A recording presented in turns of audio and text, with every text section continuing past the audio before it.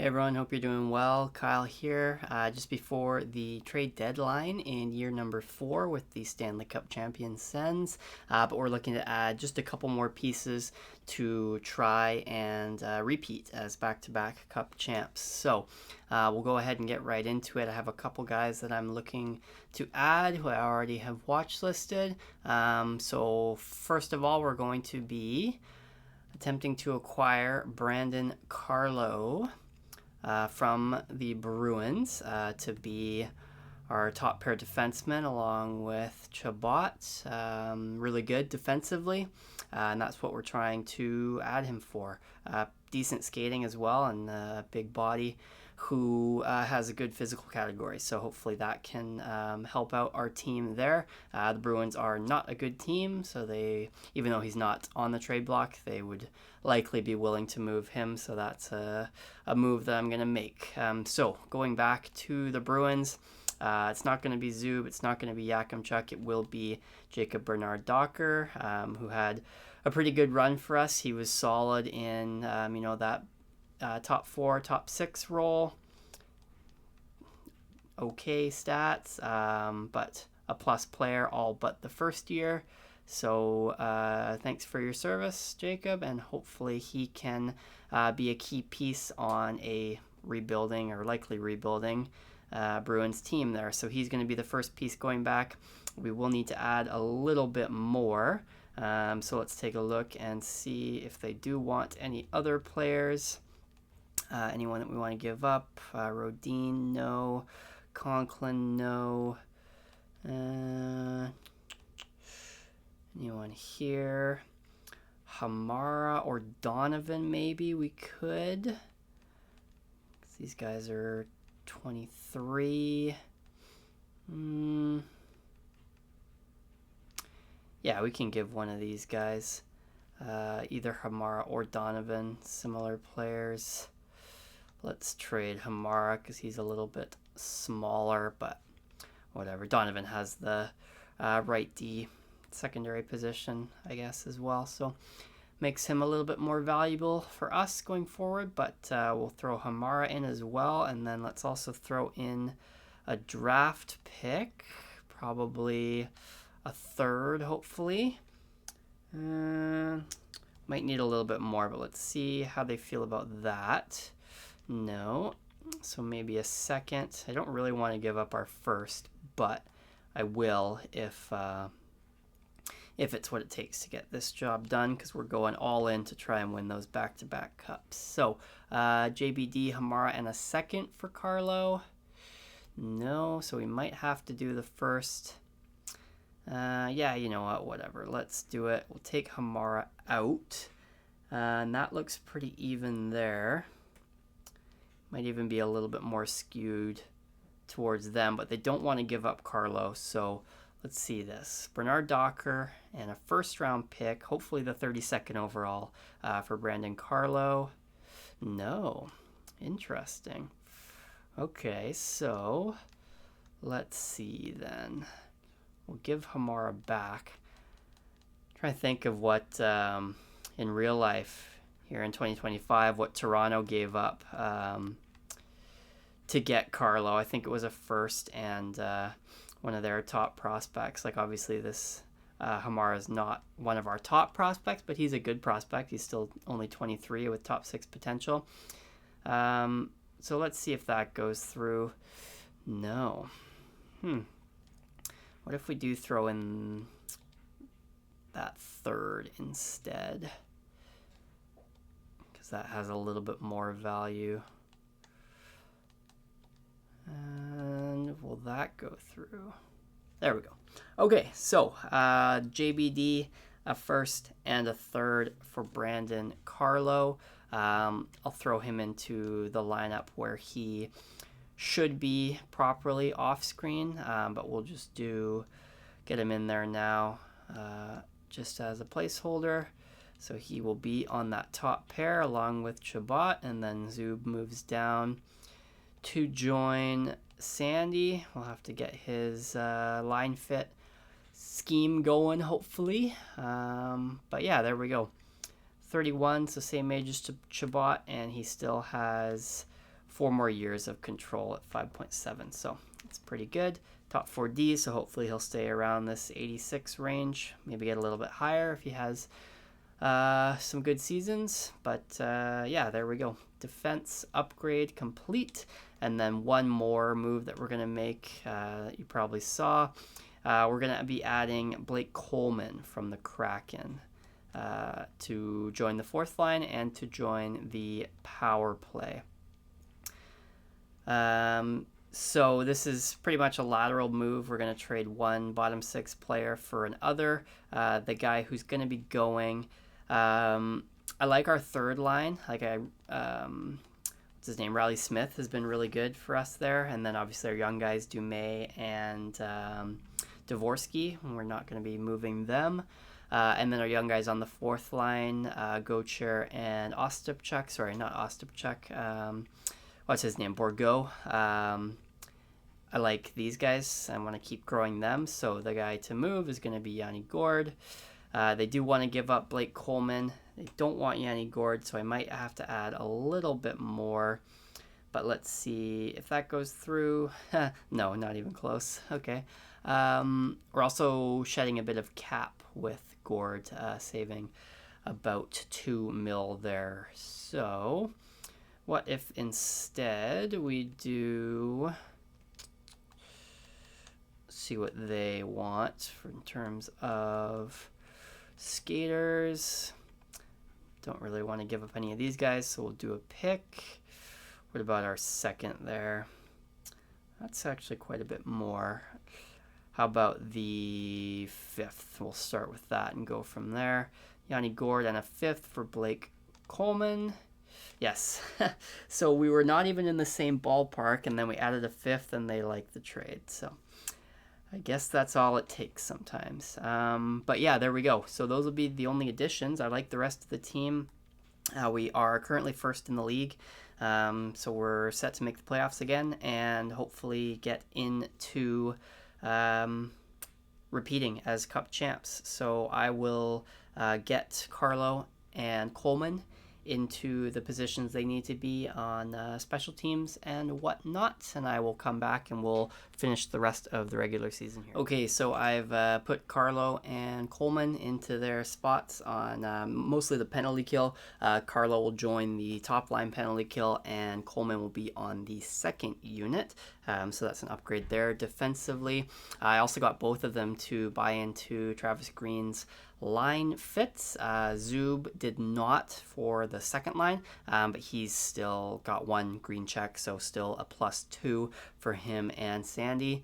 But other than that, we will just finish off the regular season here, see if there's anyone intriguing at the trade deadline. But like I said, we're looking pretty good. I'm pretty happy with the team, and we will see how we do following these moves. There's a win there after the moves. And yeah, let's check out who is up for trade in year number 4. Ooh, Josh Morrissey. We're set on the left side. Werenski as well. Brett Pesce we could have made a move for, but yeah, he's got a clause. Probably wouldn't want to come here. I wonder, yeah, we can't even move for him.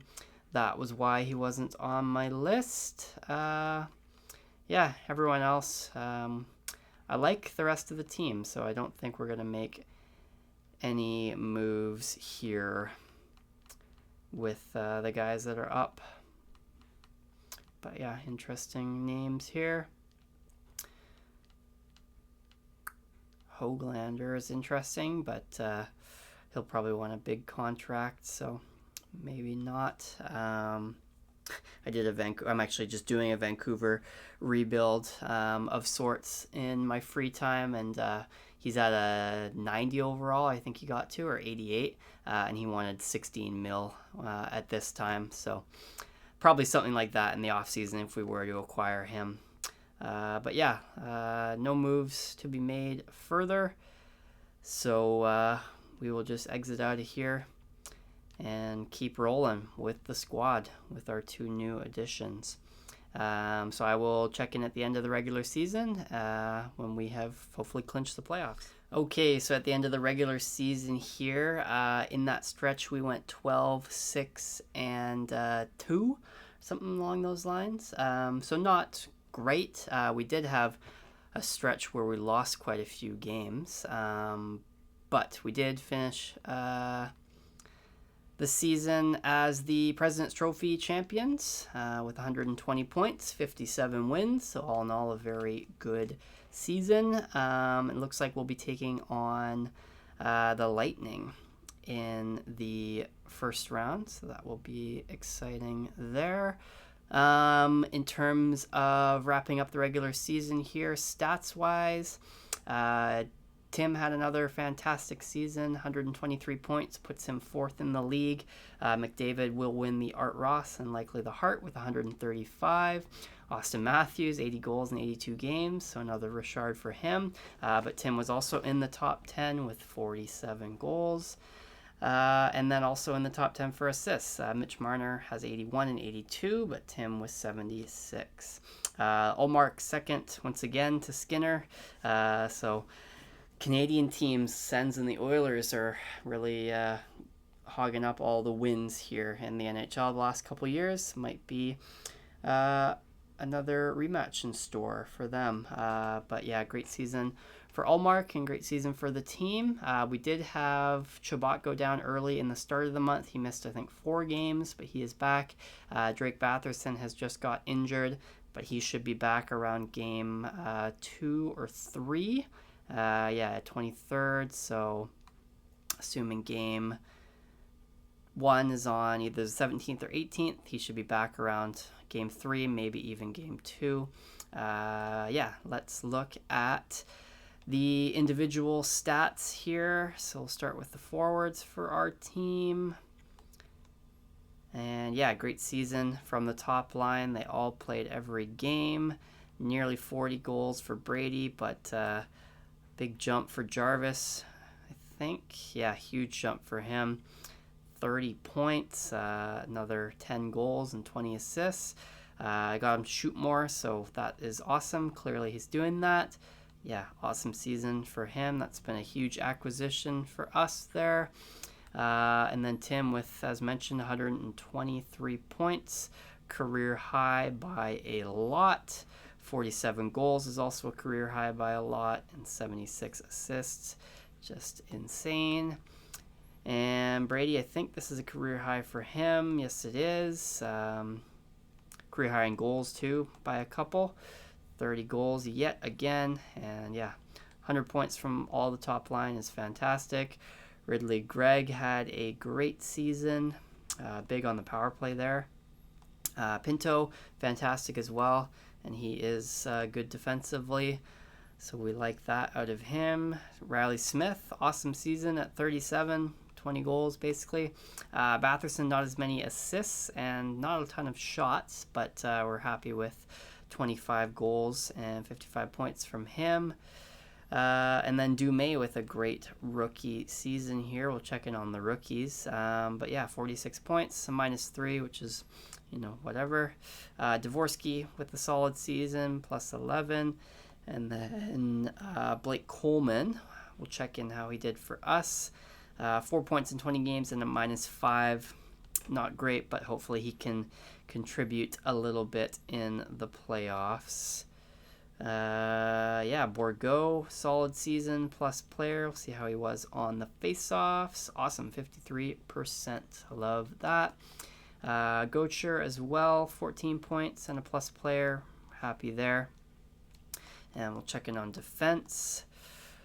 Sanderson, same old, man. Yeah, I think he got maybe 5 points in the last, literally this calendar year since January, because at one point I remember being like, oh, he's got 29 points in 60 games or 50 games or whatever. Someone let me know if that was the case. But yeah, another kind of mid-season. I guess I shouldn't be too mad because he's on the middle pair, but nearly 22 minutes a game. You would think he'd be able to do a little bit more. I mean, plus 32 is fantastic, but Yeah, just funny. 8 mil a year. What can you do? Yakimchuk with a great rookie season. Artem Zub moved down, but yeah, really good. 37 plus 37. And then Brandon Carlo, what did he do for us in his time? That's Zub's stats. Oh my God. 5 points in 20 games and a +4. So yeah, good there. And lastly, goaltending. Olmark was okay. Sograd was okay, but the team was really good, so they handled it. And then, yeah, Dumais with 46 points. So let's see how the rest of the rookies did. So he's second, so he won't win the Calder, unfortunately. But, yeah, a really good season for him, and hopefully he can continue to grow and improve. Anyway, yeah, that'll be it for this episode here. The remainder of the regular season in year number 4. We'll just get to the start of the playoff series here, which is, as I mentioned, against the Tampa Bay Lightning. So yeah, Batherson hopefully back, for sure back by game 4, hopefully back by game 3. So we'll see if we can win a couple without him. But that's what we'll do, the year 4 playoffs. In the next video, hoping to repeat as Stanley Cup champions. Thank you for watching. If you enjoyed, please like, comment, and subscribe, and we'll see you then.